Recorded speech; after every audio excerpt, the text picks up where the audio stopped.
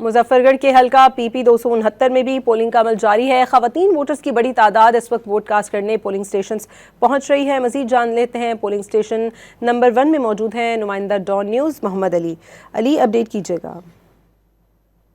जी बिल्कुल, इस वक्त मैं मौजूद हूँ मुजफ्फरगढ़ हल्का PP 269 के पोलिंग स्टेशन नंबर 1 पर, जहां सुबह 8 बजे से पोलिंग का अमल जारी है। ये पोलिंग का अमल जो सुबह 8 बजे से लेकर 5 बजे तक जो है ये जारी रहेगा।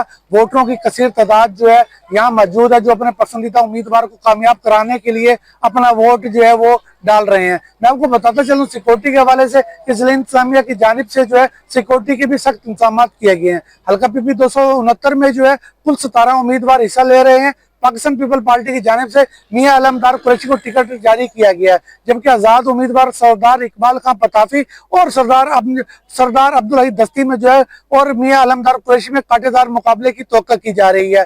टिकटों की अगर बात की जाए तो इस हल्के में सिर्फ पाकिस्तान पीपल पार्टी की जानिब से जो टिकट है मियां अलमदार कुरैशी को जारी किया गया है, जबकि मुस्लिम लीग नून और दीगर पार्टी की जानिब से कोई उम्मीदवार सामने ना आया। यहाँ मैं आपको बताता चलूं कि इन 3 उम्मीदवारों में कांटेदार मुकाबले की तवक्को की जा रही है। जी मोहम्मद अली, बहुत शुक्रिया आपका।